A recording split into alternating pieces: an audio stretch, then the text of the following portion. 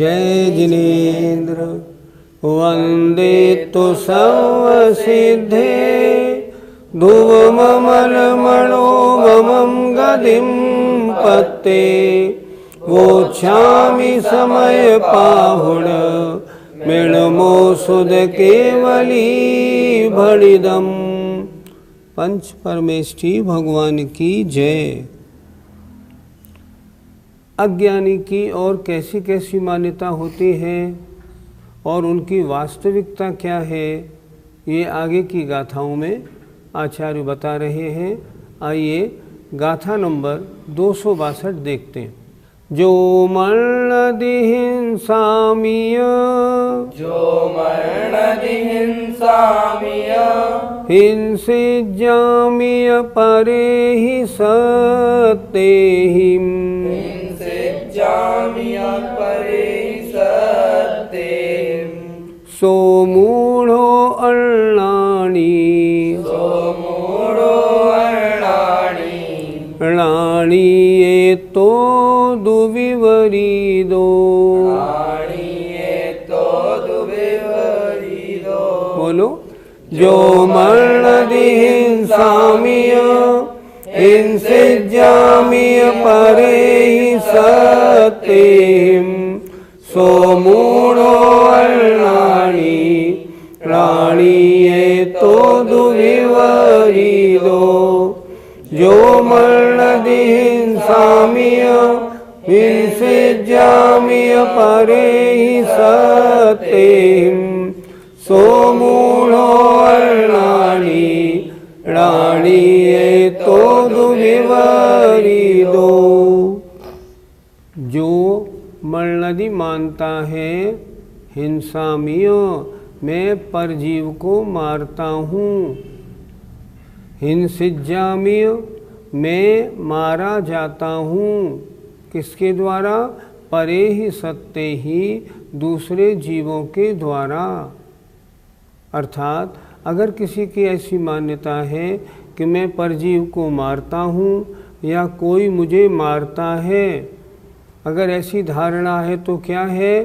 सो मूढ़ो अर्णानि, वह मूढ़ है, मोही है, अज्ञानी है। राणी एतो दुविवरीदो, ज्ञानी इससे विपरीत होता है। अर्थात ज्ञानी की धारणा ऐसी नहीं होती। ना तो वो ये कहता है कि मैं परजीव को मारता हूँ, ना वो ये कहता है कोई अन्य जीव मुझे मारता है, मार रहा है। ये धारणा ज्ञानी की नहीं होती, ये तो अज्ञानी की धारणा है। फिर देखें, जो मरणदि जो मानता है, हिंसामिय मैं परजीव को मारता हूँ, हिंसिज्यामिय मैं मारा जाता हूँ, परे ही सत्ते ही दूसरे जीवों के द्वारा। सो मूढ़ो वह मोही है, अर्णानि अज्ञानी है। राणी ज्ञानी तो एतोद विपरीदो, इससे विपरीत होता है। उसकी धारणा कैसी है? ना तो मैं अन्य जीव को मारता हूँ, ना कोई मुझे मार सकता है। ज्ञानी की धारणा ऐसी होती है। अर्थ देखें, जो पुरुष मानता है कि मैं परजीव को मारता हूँ और दूसरे जीवों के द्वारा मैं मारा जाता हूँ, वह पुरुष मोही है और अज्ञानी है। और जो इससे विपरीत है, जो ऐसा मानता है कि मैं परजीव को नहीं मारता, मैं दूसरों के द्वारा नहीं मारा जाता, वह ज्ञानी है। पंडित जी, हिंसा का भाव वाला अज्ञानी क्यों है? आपके प्रश्न पर दो तरह से विचार करते हैं।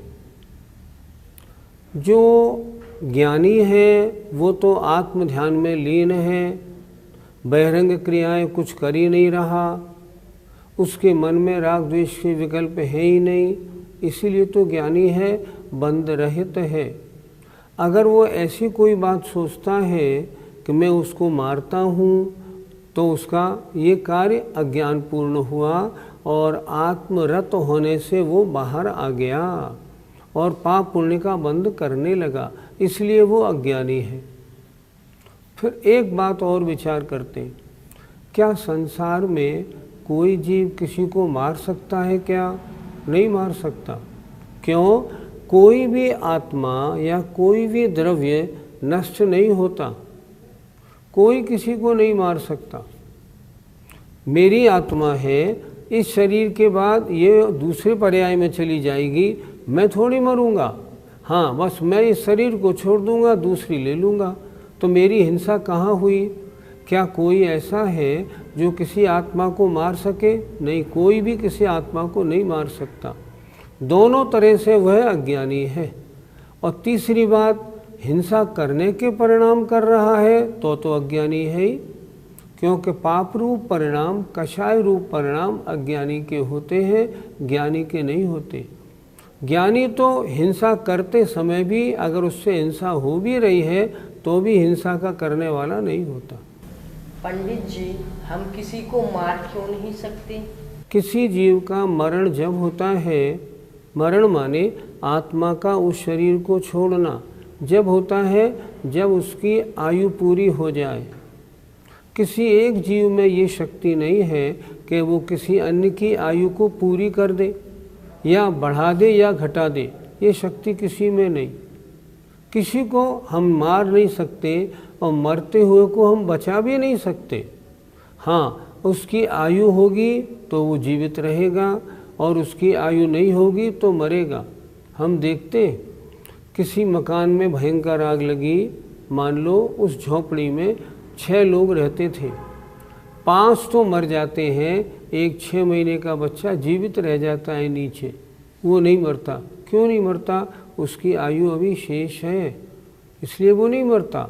औरों की आयु तो समाप्त हो गई तो उनका तो मरण हो गया, लेकिन इसकी आयु अभी शेष है, इसलिए ये बचा हुआ है।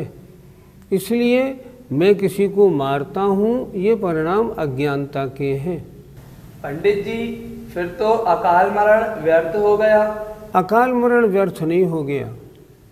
कोई जीव है, उसने जितनी आयु पाई है, अगर पूरी आयु भोगने से पूर्व अगर वो मर जाता है तो अकाल मरण कहा जाता है। और ऐसा होता है जीवों के। लेकिन प्रश्न ये है, क्या हर व्यक्ति का अकाल मरण कोई दूसरा करा सकता है क्या? नहीं करा सकता। मैं इसको मारता हूँ, नहीं मार सकते जब तक कि उसके वैसे पाप का उदय नहीं हो। बहुत जगह देखा जाता है, किसी एक को मारने के लिए चोर आए, बदमाश आए, गुंडे आए, उन्होंने गोलियां भी चलाई, लेकिन उसके एक भी गोली नहीं लगती, वो सेफ रहता है। गोली लगी तो पैर में लग गई, उससे भी वो बचा रहता है। क्यों बचा रहता है? उसका अकाल मरण अभी संभव नहीं है। अकाल मरण तो है, लेकिन अकाल मरण होना है या नहीं, ये मेरे हाथ में नहीं है कि मैं उसका अकाल मरण कर दूं। ये मेरे हाथ में नहीं। अगर मेरे हाथ में होता तो 2 राजाओं की लड़ाई में एक राजा सामने वाले की सारी सेना को मार देता, और नहीं, ऐसा नहीं करा सकता। ये धारणा अज्ञानी की है। ज्ञानी तो कभी इस बारे में सोचता ही नहीं। पंडित जी, ज्ञानी का चिंतन कैसा रहता है? ज्ञानी अगर शुद्धोपयोगी है तो वह आत्मलीन रहता है, वहाँ से हटता नहीं। अगर शुभोपयोगी सम्यक दृष्टि है तो लाभ अलाभ में, शत्रु में, मित्र में, जंगल में, महल में, सुख दुख में, इष्ट पदार्थों अनिष्ट पदार्थों में समता परिणामी होकर रहता है। तभी तो वो सम्यक दृष्टि ज्ञानी है। सम्यक दृष्टि लाभ अलाभ में रोता और खुश होता नहीं, सुख दुख में उसको सुख दुख नहीं मानता। वो तो समय समता परिणाम से रहता है। वो जानता है दुख के समय में दुख मानने से फिर नवीन कर्म बंधेंगे। मैं क्यों करूं, क्यों बांधूं? जो कर्म उदय में आया है खिर जाए तो अच्छा है। हमने देखा जब किन्हीं मुनि महाराज को आहार के लिए निकले और विधि नहीं मिलती, तब क्या करते हैं? वो लौट के आते हैं और जाप देने बैठ जाते हैं और अच्छी तरह जाप देते हैं। नमोस्तु करके हमने पूछा, महाराज आज तो आपका आहार हुआ ही नहीं, विधि नहीं मिली। बहुत अच्छा हुआ, आहार नहीं हुआ तो आहार के समय होने वाला जो थोड़ा बहुत पाप कर्म था उससे बचा और अब मैं जाप देने बैठ गया तो और अच्छा हुआ कि नहीं हुआ। और जो असाता वेदनी था उदय में आया वो खिर गया। ज्ञानी को ऐसे कार्यों में रंच मात्र भी दुख नहीं होता, वो तो हर जगह समता परिणामी बना रहता है। उसकी पक्की धारणा है न मैं किसी को मार सकता हूँ न कोई मुझे मार सकता है, इसलिए तो उसके मरण भय नहीं होता। आप 4-5 ज्ञानशाला पूर्व पढ़ाया था, जो सप्त भय से रहित तो होता है। कोई तुम्हें मार सकता है? कोई नहीं मार सकता। बचा सकता है? नहीं। आयु पूरी होने पर 1 सेकंड भी कोई जिंदा भी नहीं रख सकता। क्यों? ये तो कर्म की क्रिया है। गाथा 262 का पद्यानुवाद देखें। मारूं से वह मुझे जब मारता है, मोही कुधी मन मना यह मानता है। मेरा नहीं मरण हूँ ध्रुवशील वाला, ज्ञानी कहे मुनि नेरा जड़ में निराला।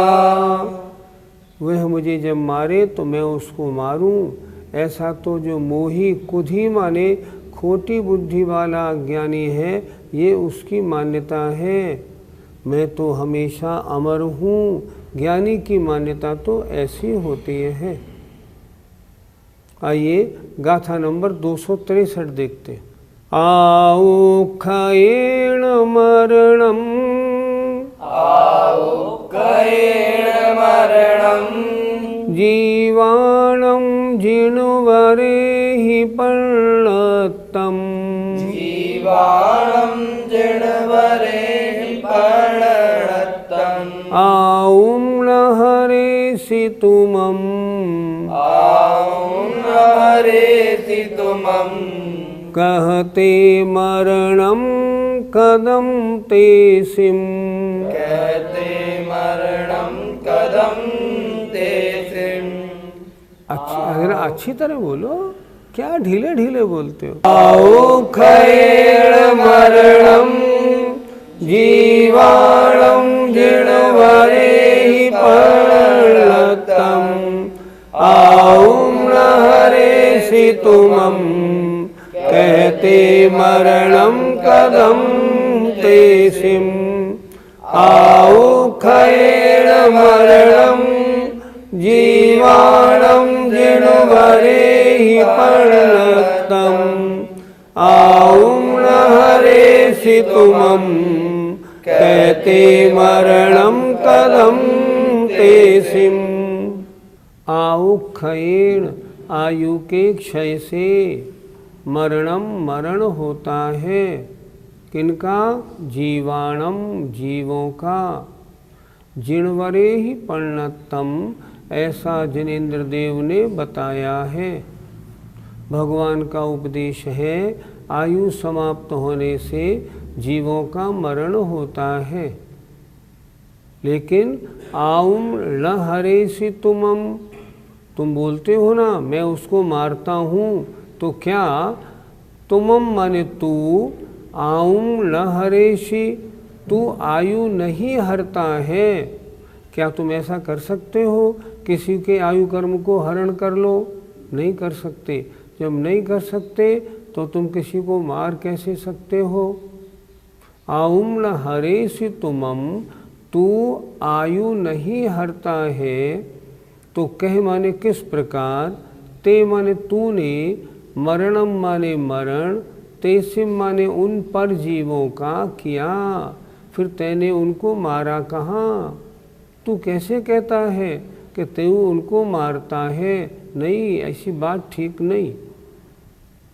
जीव कम मरण को प्राप्त होता है जब उनके आयु कर्म का क्षय हो जाता है, उससे पहले मरण संभव नहीं। फिर देखें जरा, आउखयेण मरणम, आयु के क्षय से मरण होता है। जीवाणम जीवों का, जिणवरे ही पर्णतम, जिनेन्द्र भगवान ने ऐसा कहा है। तुमम आऊं न हरेसि, तू आयु नहीं हरता है, तो कह माने किस प्रकार, ते तेषिम मरणम कदम, किस प्रकार तूने उन जीवों का मरण किया, अर्थात तू मरण नहीं कर सकता। अर्थ देखें, जीवों का मरण आयु कर्म के क्षय से होता है। जिनेंद्र देव ने ऐसा बताया है, और तू उनके आयु कर्म को हरता नहीं है, तब तूने उन पर जीवों का मरण किस प्रकार किया, अर्थात तेरी धारणा गलत है। पंडित जी, मरण कितने प्रकार का होता है? मरण 2 प्रकार का भी, मरण 5 प्रकार का भी। 2 प्रकार का मतलब आयु पूरी भोग कर जो मरण हो वो काल मरण, और आयु पूरी होने से पहले जो मरण हो जाए वो अकाल मरण। 2 प्रकार का। मरण 5 प्रकार का, कोई मिथ्या दृष्टि जीव मरण करता है तो बाल बाल मरण, कोई सम्यक दृष्टि तो हो गया पर व्रतों को धारण नहीं किया तो बाल मरण, कोई सम्यक दृष्टि हो गया लेकिन उसने श्रावक के व्रतों को धारण किया तो बाल पंडित मरण। मुनिराज बनने के बाद जो मरण होता है वो पंडित मरण, और केवली भगवान जो अंत में अपना शरीर छोड़ते हैं वह पंडित मरण है। मरण माने आत्मा का और शरीर का अलग हो जाना, इसका नाम मरण है। पंडित जी, मरण जीव का होता है या शरीर का? जन्म और मरण ये तो जीव की पर्याय हैं, शरीर की नहीं। शरीर का जन्म मरण नहीं होता। शरीर में से आत्मा निकली तो शरीर का मरण कह दिया जाता है। बाकी मरण जीव का होता है, जन्म जीव का होता है, शरीर का जन्म और मरण नहीं होता। पंडित जी, यदि अगली आयु बन जाए तो भी क्या अकाल मरण हो सकता है? अकाट्य नियम है, इसे कोई नहीं काट सकता। यदि अगली पर्याय की आयु का बंध हो चुका है तो जितना समय शेष है वो पूरा का पूरा इसी पर्याय में रहना है। अकाल मरण हो ही नहीं सकता उस जीव का। तो जब तक आयु बंध अगला नहीं हुआ है तभी तक मरण संभव है, उसके होने के बाद मरण संभव नहीं। पंडित जी, तो क्या जीव का भी मरता नहीं है? मरने का मतलब होता है समाप्त हो जाना। कोई भी जीव या आत्मा या जीव द्रव्य है कभी समाप्त नहीं होता। हाँ, एक पर्याय छोड़ के दूसरी पर्याय को धारण करता है। आपके प्रश्न का उत्तर 2 तरह से, निश्चय से देखा जाए कोई जीव कभी नहीं मरता, वो हमेशा शाश्वत सदैव रहने वाला है, पर्याय बदलता है। और व्यवहारने से देखा जाए तो जिस पर्याय को छोड़ता है वह उसका मरण माना जाता है। दोनों तरह से विचार करें। इसलिए कथनचित जीव का मरण होता है, कथनचित नहीं होता। लेकिन मैं चाहूँ किसी का मरण करना, ये मेरे हाथ की बात नहीं।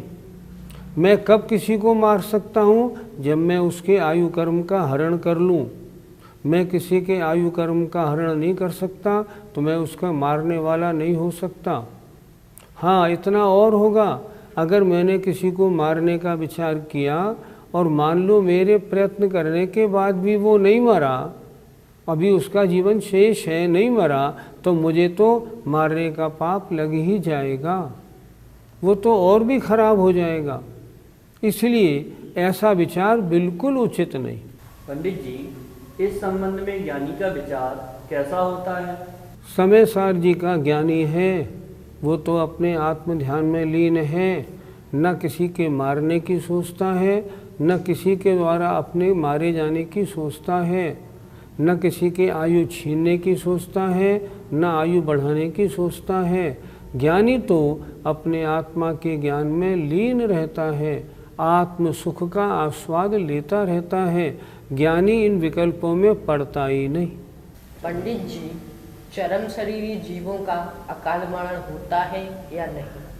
चरम शरीरी जीव वो होते हैं जिनको उसी भव से मोक्ष होना होता है। इस संबंध में अगर हम अच्छी तरह देखें तो आचार्यों की 2 तरह की धारणा दिखाई पड़ती है। कुछ आचार्यों ने तत्वार सूत्र का जो सूत्र है औपपादिक चर्मोत्तम देहा संख्ये वर्षायुषो न पवर्त्य आयुषः, इसमें चर्मोत्तम देहा में लिखा है तीर्थंकर आदि उत्तम शरीर वाले मोक्ष जाएं तो अकाल मरण नहीं होता। अर्थात युधिष्ठिर आदि जो हुए, जिनके ऊपर उपसर्ग हुए और उनका मरण हुआ, इसका मतलब उनका मरण हुआ। लेकिन कुछ आचार्य धवलाकार तो स्पष्ट लिखते हैं चरम शरीरी जीवों का अकाल मरण होता ही नहीं।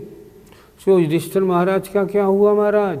तो स्पष्ट लिखते हैं चरम शरीरी जीवों पर शरीर घाती उपसर्ग आयु के अंत में ही संभव है, उससे पूर्व नहीं। इसलिए चरम शरीरी जीवों का अकाल मरण नहीं होता, ये धवलाकार का नियम है। इसलिए युधिष्ठिर आदि जो हुए उनका उपसर्ग कब हुआ? आयु के अंत में ही हुआ, उनका अकाल मरण नहीं हुआ। ये धारणा पक्की माननी चाहिए। गाथा 263 का पद्यानुवाद देखिए। देहावसान जब आयु विलीन होती है भारती जिनप की सुख को संजोती, तू जीव की जब न आयु चुरा सकेगा, कैसा भला सहज मार उसे सकेगा। जब तक आयु समाप्त नहीं होती, देह का अवसान नहीं हो सकता। ये भगवत जिनेंद्र की वाणी है। इसलिए तू किसी को नहीं मार सकता, अपने ऐसे विकल्पों को छोड़ दो। जय जिनेंद्र। इस कार्यक्रम के पुण्यार्जक हैं मानक चंद, कमला देवी, राकेश कुमार नीतू, ऋषभ सौम्या एवं Ayushi Musharraf, B123 Sethi colony Jaipur, Premchand Vijay Lakshmi Ajmera Jaipur, Ashok Rajlakshmi Pandya Jaipur, Sunil Renu Kasliwal New Delhi. Shri Parasnath rerolling mills limited, Durgapur 1, Vardhaman Paschim Bengal. Amita Jain wife of Anil Kumar Jain, Sangeeta Jain wife of Vipin Kumar Jain. Shri Satish Chandra Jain की पुण्यतिथि पर Shrimati Shobha Jain, doctor Piyush Jain, doctor Anjali Jain, doctor Shakti Jain, संयम जैन, कुमारी दिया जैन। श्री दिगंबर जैन महिला शास्त्र सभा, सूर्यनगर, गाजियाबाद।